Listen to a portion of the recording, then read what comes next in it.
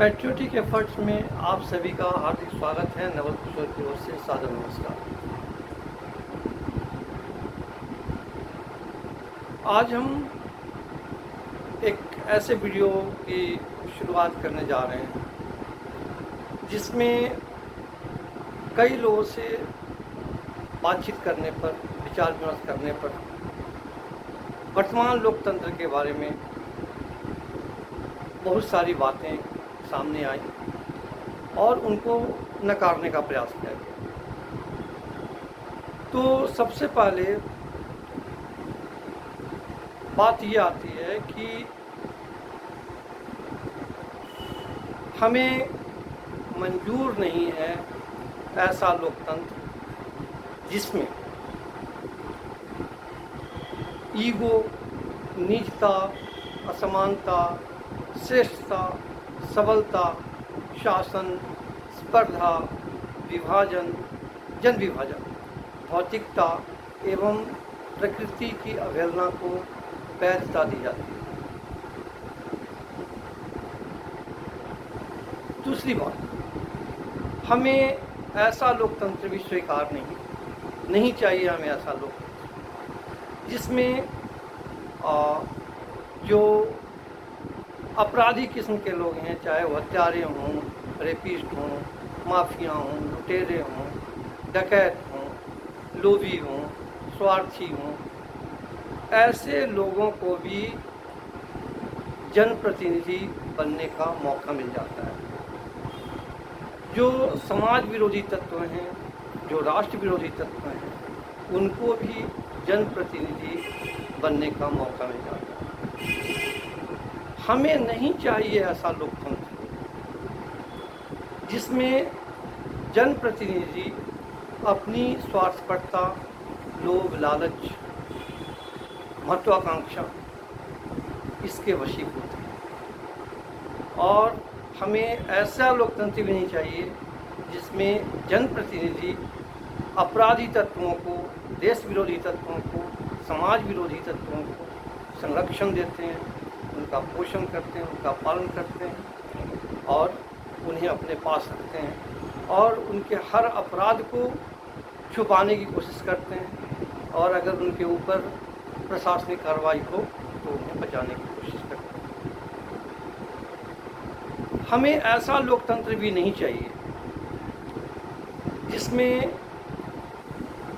आमदनी या धन की न्यूनतम और उच्चतम सीमाएं निर्धारित न हो, तय न हो।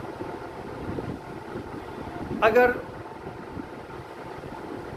सीमाएं नहीं होंगी तो कुछ लोग ऐसे होंगे जो पूरे देश पर अपना कब्जा जमाने की कोशिश करेंगे और कुछ ऐसे लोग होंगे जो दाने दाने को मुहताज हो जाएंगे, जो भूखे मर सकते हैं, जो पानी के बिना मर सकते हैं, जो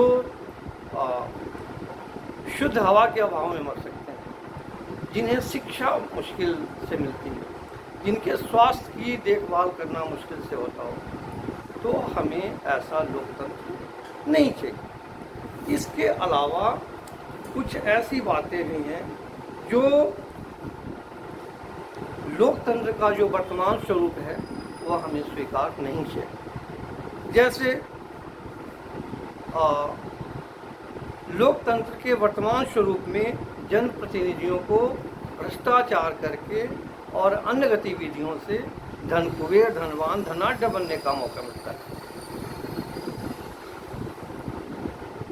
अक्सर हमारे इस लोकतंत्र में देखा गया है कि जो धनी लोग हैं वही जनप्रतिनिधि बनते हैं। बहुत कम ही लोग हैं जो धनी न होते हुए भी जनप्रतिनिधि बनते हैं, लेकिन उनका भी मकसद धनी बनना ही होता है आमतौर पर। तो अगर धनी लोगों को गरीबों यानी आम लोगों का जनप्रतिनिधि बनने का मौका मिलता है तो यह ठीक वैसा ही कहलाएगा कि हिरणों का नेतृत्व या जनप्रतिनिधि कोई शेर, बाघ, चीता या भेड़िया कर रहा हो। हमें ऐसा लोकतंत्र भी नहीं चाहिए जहां कल्ट, पंथ, मजहब, जाति, भाषा, क्षेत्र, व्यवसाय, वर्ग, लिंग आदि के आधार पर वोट मांगे और दिए जाते हैं। हमें ऐसा लोकतंत्र भी नहीं चाहिए जहां किसी अपराधी को अपराधी साबित करने में और बेगुनाह को बेगुनाह साबित करने में वर्षों लग जाते हैं और इसकी भी गारंटी नहीं रहती कि अपराधी अपराधी साबित हो ही जाए और बेगुनाह बेगुनाह साबित हो ही जाए। न्यायिक प्रक्रिया इतनी महंगी है कि देश की अधिकांश आबादी न्यायिक प्रक्रिया में नहीं जा सकती। अपराध, दुर्घटना, रोग, आत्महत्या, अभाव, इनको रोकने के लिए इस लोकतंत्र में कोई व्यवस्था नहीं है, इसलिए हमें ऐसा लोकतंत्र नहीं चाहिए। आम इंसान अभावग्रस्त है, मौलिक आवश्यकताओं की भी पूर्ति नहीं होती है, जैसे भोजन, वस्त्र, आवास, शिक्षा, चिकित्सा। ये जो 5 मूलभूत आवश्यकताएं हैं, इन आवश्यकताओं की भी पूर्ति नहीं होती और इनमें अगर हम पहला कहें भोजन, तो उसकी भी पूर्ति नहीं होती आम लोगों की। तो ऐसे लोकतंत्र में हमारा विश्वास नहीं है, हमें ऐसा लोकतंत्र नहीं चाहिए। कल्ट, पंथ, मजहब, जाति, भाषा, क्षेत्र, व्यवसाय, वर्ग, लिंग के आधार पर देशवासियों के बीच शत्रुता का भाव पनप रहा है, पनप चुका है। यह लोकतंत्र के वर्तमान स्वरूप का ही फल है। धनी और अधिक धनी होते जाते हैं, गरीब और अधिक गरीब होते जा रहे हैं। धनी और गरीब के बीच की खाई बहुत तेजी से बहुत विशाल, बहुत चौड़ी होती जा रही है। इसलिए लोकतंत्र का वर्तमान स्वरूप हमें नहीं चाहिए। आम नागरिक लाचार, भयभीत और असुरक्षित महसूस करता है। कहाँ एक्सीडेंट हो जाए, कहाँ वह हिंसा का शिकार हो जाए, कहाँ वह अपराध का शिकार हो जाए, कहाँ उसकी हत्या हो जाए, कहाँ उसका रेप हो जाए, कहाँ उसके साथ कुछ और ज़बरदस्ती हो जाए, कहाँ उसके जो मामूली पोजीशंस हैं वो छीन लिए जाए, इसकी कोई गारंटी नहीं। और उसको रोकने का भी हमारे जो वर्तमान लोकतांत्रिक व्यवस्था है इसमें कोई उपाय नहीं है। इसलिए लोकतंत्र का ऐसा स्वरूप हमें नहीं चाहिए, हमें स्वीकार नहीं। कोई राष्ट्रीय नैतिक संहिता या नियमावली नहीं, कोई राष्ट्रीय आदर्श नहीं जिस पर हमारे देश के सारे लोग एक हो सकें, एकजुट हो सकें। लोकतंत्र का जो वर्तमान स्वरूप है वह ऐसा कोई नियमावली, ऐसा कोई आदर्श, ऐसी कोई आचार संहिता प्रस्तुत नहीं कर पाई। वर्तमान लोकतंत्र में धन और धनवानों की इज्जत सबसे ज़्यादा होती है और जो चरित्रवान लोग हैं उनका उपहास होता है, उनकी उपेक्षा होती है, उनकी अवहेलना होती है। लोकतंत्र का यह स्वरूप हमें स्वीकार नहीं।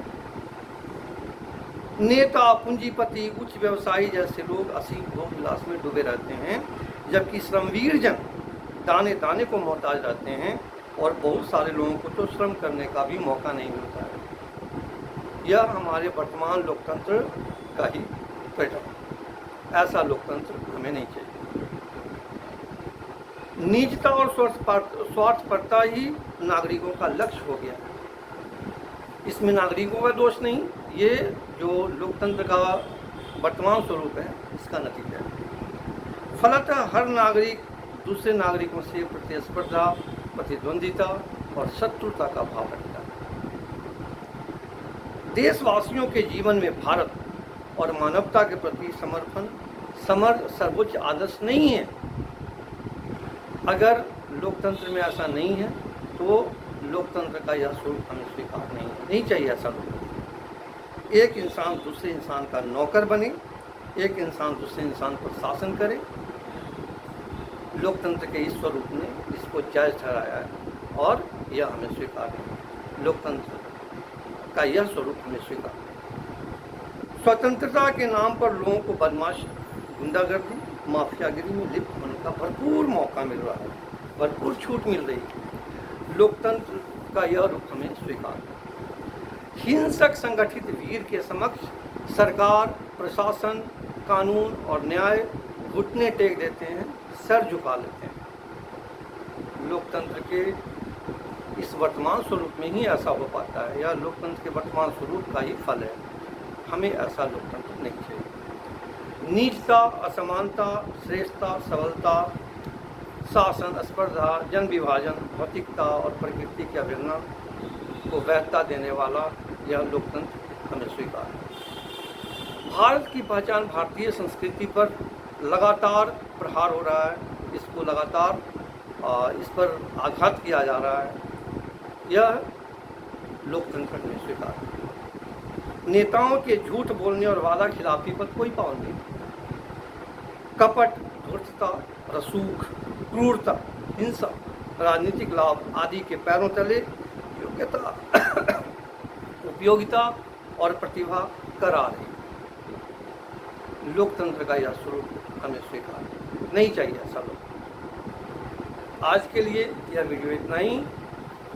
अगले वीडियो में हम फिर मिलेंगे। तब तक के लिए नमस्कार।